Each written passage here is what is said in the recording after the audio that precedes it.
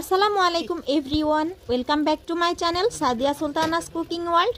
আজকে আমি আপনাদের সাথে শেয়ার করব কমন মশলা দিয়ে গরুর মাংসের রেসিপি। প্রথমে আমি এখানে 1 কেজি পরিমাণ গরুর মাংস নিয়েছি। এখন মাংসগুলোকে ভালোভাবে ধুয়ে পরিষ্কার করে নিয়েছি। মাংসে দিয়ে দিচ্ছি 1 টেবিল চামচ রসুন বাটা, 1 টেবিল চামচ আদা বাটা, 1 টেবিল চামচ জিরা বাটা, 1 টেবিল চামচ হলুদ গুঁড়ো, 1 টেবিল চামচ লাল মরিচের গুঁড়ো, 1/2 টেবিল চামচ ধনিয়া গুঁড়ো, 1.5 টেবিল চামচ লবণ। সব মশলাগুলো মাংসের সাথে মেখে নিয়েছি। এখন আধা ঘন্টার জন্য ম্যারিনেট করে রেখে দিচ্ছি। এরপর প্যানে দিয়ে দিচ্ছি পরিমাণ মতো সরিষার তেল, দিচ্ছি 4-5টার মতো এলাচ, লবঙ্গ, গোলমরিচ আর 3 টুকরো দারুচিনি। আস্ত মশলাগুলো একটু ভেজে নেওয়ার পর দিয়ে দিচ্ছি 1 কাপ পেঁয়াজ কুচি।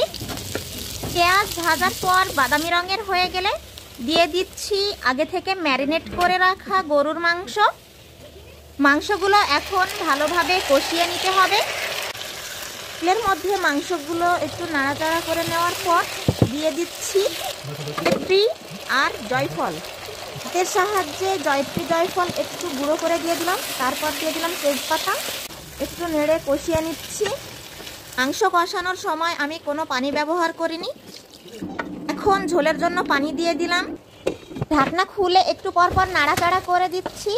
দেখে নিলাম মাংস সিদ্ধ হয়ে গিয়েছে। ঘরে থাকা কমন মশলা দিয়ে সহজভাবে গরুর মাংস রান্নার চেষ্টা করেছি। আশা করছি অনেক বেশি ভালো লাগবে।